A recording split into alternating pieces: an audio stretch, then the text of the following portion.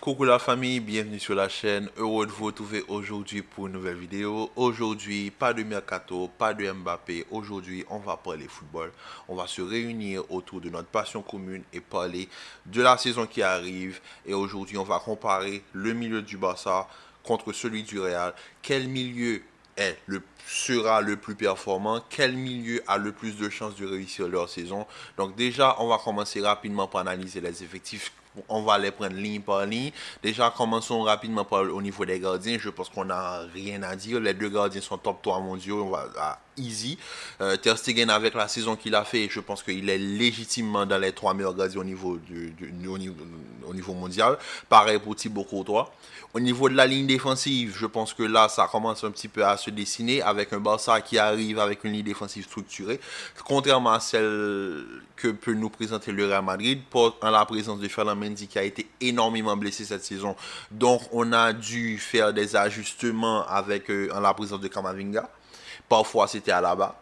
Parfois, voilà, c'est vraiment un bricolage constant sur le côté gauche. Certes, la défense centrale, voilà, Alaba, Militao, je pense que c'est assez stable. Mais quand même, on va pas se mentir, sur certains matchs, Rudiger avait beaucoup plus sa place que certains. Parce que voilà, c'est aussi cette option que quand tu as quand même 3 défenseurs centraux de haut niveau, tu peux te dire, voilà, je peux changer, je peux faire tourner un tout petit peu. Et sans oublier notre capitaine, Nacho Fernandez. Quand même, 4 bons défenseurs centraux. Nacho aussi qui a aussi joué à gauche pendant une partie de la saison. Donc franchement, le Real arrive avec une défense qu'on connaît, mais une défense une défense dans laquelle il y a trop de bricolage. À la différence du Barça, qui a sa défense type, une défense que quand elle est alignée, on sait très bien à quoi s'attendre. Le Barça va très peu encaisser. Parce que quand on part du côté droit au côté gauche, en passant de Koundé à Baldé, en passant par Christensen et Araujo, quand tu arrives à avoir toute une défense, toute une saison, et que avec cette défense, tu termines la Liga en étant la meilleure défense de la Liga, je pense qu'il n'y a pas vraiment grand-chose à dire quand on dit que la défense du Barça est la meilleure défense parmi les deux. Parce que c'est une défense qui a plus de stabilité que celle du Real. Celle du Real, on a un Carvajal qui est entre le chaud et le froid. Le côté gauche, ça a été du bricolage toute la saison. Et la défense centrale, il y a une rotation constante toute la saison. Donc, je pense que sur la ligne défensive, les deux sont top mondial, mais le Barça part avec un avantage. Mais le football se joue au milieu de terrain. Maintenant, quand on regarde le milieu de terrain et les rajouts qui ont été faits, les rajouts qualitatifs des deux côtés, quand tu ramènes Bellingham du côté du Real et Gundogan du côté du Barça, comment te dire que les deux équipes, voilà, commencent un petit peu à reconstruire leur équipe. Maintenant, quand on regarde le milieu de terrain du Barça, on a eu le départ de Busquets et l'arrivée de Gundogan. Maintenant, est-ce qu'il y a eu une passation de pouvoir? Laissez-moi m'expliquer. C'est-à-dire que Busquets arrivait à temporiser l'équipe sur un certain point. Busquets était un petit peu, comment je peux dire, l'assurance vie de ce milieu de terrain. L'assurance vie du Barça. Certes, on a vu que dans certains matchs, Busquets était complètement dépassé. Mais Sergio Busquets, le génie incompris, je suis désolé, Sergio Busquets en tant que numéro 6, qui l'apportait au niveau du Barça, il n'y a aucun joueur qui peut l'apporter. Gundogan apportera son expérience parce que le milieu de terrain du Barça a besoin de cette expérience, surtout à l'échelle européenne. Pourquoi? Parce que Gundogan va pouvoir temporiser aussi, mais Gundogan n'est pas un 6. Tu perds Busquets, tu ne le remplaces pas par un 6. Tu ramènes un autre 8, un autre milieu de terrain, un autre piston. Parce que en ramenant ça, tu as Frenkie de Jong. Mais Frenkie de Jong, lui aussi, n'est pas un 6. Frenkie de Jong est plus un 8 qu'un 6. Il peut jouer 6. Mais Frenkie de Jong est bon aussi dans la projection. Maintenant, est-ce que Frenkie de Jong va sacrifier ce côté où il peut se projeter et être entièrement dédié à son poste de numéro 6? On va voir ce que Xavi va nous dessiner pour la saison. Mais est-ce que Frenkie de Jong aura la maturité aussi de temporiser le jeu quand il faut temporiser le jeu? Parce que c'est ça aussi que Busquets apportait. Le côté où on temporise le jeu. Le côté où, quand j'ai le ballon, je ne vais pas tout de suite vers l'attaque. Je prends mon temps, je regarde les options. Busquets, il a parfois, dans certains matchs, Busquets, quand il reçoit le ballon, il dit à Gavi, bouge. Il donne les instructions. C'est lui le maître à jouer de cette équipe. Il est un deep lying playmaker. Il joue très bas sur le terrain, mais c'est lui qui a les clés du camion. C'est personne d'autre. C'est Busquets. C'est le régulateur. Lui, il arrive, il temporise le jeu, il dit, ok, toi, va là, monte un peu, bouge, toi, rentre. Vous voyez? Et là, dans ce match, je me rappelle, il dit à Gavi de bouger. Gavi ne bouge pas. Il donne le ballon à Gavi. Gavi lui redonne le ballon. Il change. Il fait la passe. Il demande encore de bouger. On lui redonne la balle. Il ne fait pas la passe tant que les joueurs n'ont pas obéi à ses ordres. Et c'est là que je dis que Busquets, il avait une place essentielle dans le jeu du Barça. Donc Busquets, est-ce qu'il y a eu cette passation de pouvoir avec Frenkie de Jong? Je ne pense pas. Parce qu'on a rarement vu De Jong commencer sans Busquets. Il y a toujours eu ce Busquets-De Jong, mais est-ce qu'on a déjà vu De Jong tout seul sans Busquets?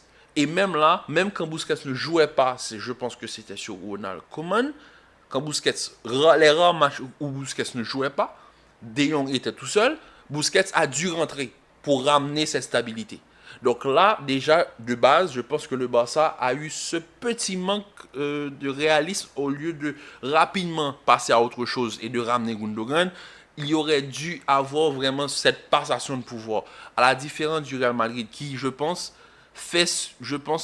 comme je vous dis, c'est l'équipe européenne qui fait sa meilleure transition. Dans le sens où on ramène des jeunes, mais on garde des vieux briscards pour encadrer ces jeunes.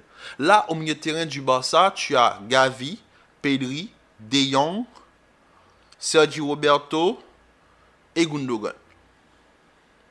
Sergio Roberto n'a jamais été un pur titulaire au niveau du Barça. Avec toutes ses blessures, je pense que Sergio Roberto, c'était très compliqué. Gundogan, il va devoir s'adapter. Je pense que ça ne va pas être un problème pour lui, mais Gundogan est aussi un joueur de projection. De Jong, il est là depuis un bon petit bout. Est-ce que c'est suffisant pour prendre la place de Busquets et savoir réguler le jeu? Gavi et Pedri, ils ont énormément à apprendre. Maintenant, qui va être l'instructeur de ce milieu de terrain? On ne sait pas. On va voir. Du côté du Real, on a Toni Kroos et Luka Modric qui, eux, sont là pour réguler le jeu. Toni Kroos, c'est pour ça que je vois qu'il y a des gens qui disent oui, Bellingham, Camavinga, Tchouaméni, etc. Non. Il y aura, si le Real joue avec 4 milieux de terrain, il y aura 3 jeunes et 1 vieux. Il y aura Toni Kroos forcément pour réguler le jeu.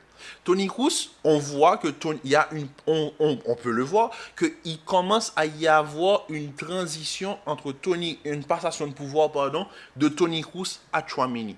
C'est-à-dire que Casemiro, quand Tchouaméni est venu, Tchouaméni aurait dû apprendre de Casemiro, mais Casemiro est parti. Donc, il n'y a pas eu ce processus de formation pour Tchouaméni. Donc forcément, quand Toni Kroos joue beaucoup plus bas, il apporte au Real cette sérénité quand tu sais que tu as un joueur d'expérience capable de réguler tes sorties de balle. Effectivement, quand Toni Kroos le fait, c'est ce que Toni Kroos est en train d'apprendre à Tchouaméni. Et c'est cette transition-là qui va se faire quand Toni Kroos va partir. Tchouaméni va prendre sa place. Vous voyez ce que je veux dire? Il y a une passation de pouvoir au niveau du Real. Quand Modric, on sait tous que Modric va partir. Quand le Real prend Bellingham, ils prennent Bellingham pour que sur sa dernière année, Modric le forme. Parce que les Camavinga et Valverde, ils ont déjà été formés par ce trio. Maintenant, il y a cette passation de pouvoir qui doit se faire, où il y a certaines individualités qu'on doit former. Donc Bellingham va apprendre de Modric, Tchouaméni va apprendre de Toni Kroos. Les deux là, Valverde et Camavinga, qui sont plus des pistons sur les côtés, même s'ils peuvent jouer dans l'axe, ils ont déjà appris de ce trio, parce qu'ils ont joué avec ce trio. Donc je pense qu'il y a le niveau, en termes de niveau, je pense que le niveau du Real est supérieur à celui du Barça. Maintenant, pour qu'un milieu de terrain soit efficace, il faut qu'il y ait une ligne d'attaque. Donc là, et quand on regarde la ligne d'attaque du Barça, si on a un Dembélé top niveau, on a un Robert Lewandowski top niveau, on a un Rafinha top niveau, on va pas se mentir. Le Barça a un bon meilleur milieu de terrain que celui du Real. Et de loin. Parce que ton milieu de terrain doit matcher avec ta ligne d'attaque. Et ta ligne d'attaque doit être en capacité de répondre à ce que va te produire ton milieu de terrain. Maintenant, quand on regarde la ligne d'attaque du Real, tu as 2 sur 3. Est-ce suffisant? Non. C'est pour cela que je dis, tout va dépendre de comment le Real va aligner son attaque. Mais pour le moment, avec l'effectif qu'ils ont, je pense que le Barça, son milieu de terrain, part pour être beaucoup plus efficace que celui du Real parce que le milieu de terrain du Barça est accompagné non seulement d'une défense qui est solide et structurée et une ligne d'attaque que si les trois sont au top niveau, ça va être très difficile de les arrêter.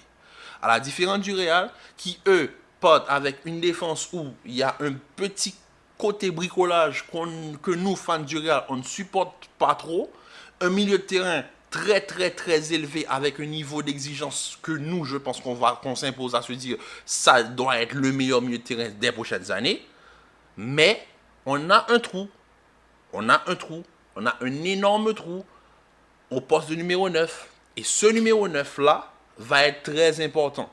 Pourquoi? Parce que Benzema, quand on parlait de Benzema, beaucoup prennent Benzema comme un attaquant, comme un pur neuf pivot. Benzema n'était pas un pivot.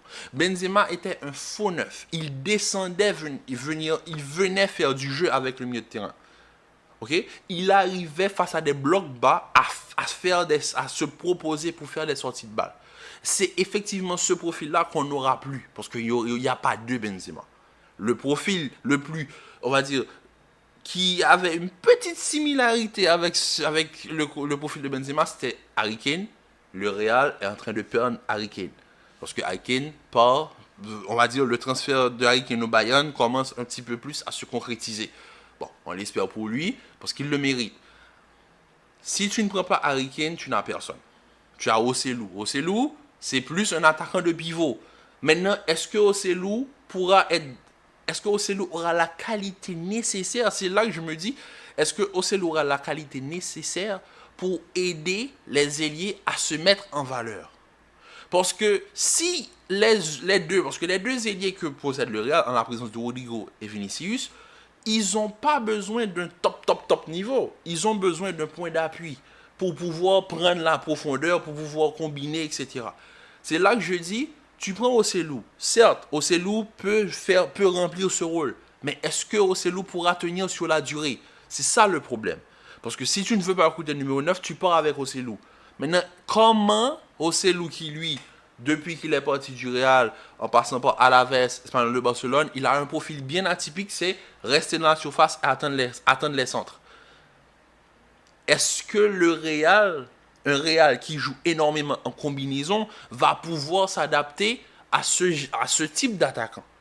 Est-ce que ce Real-là va pouvoir s'adapter au style de jeu de Ocelou?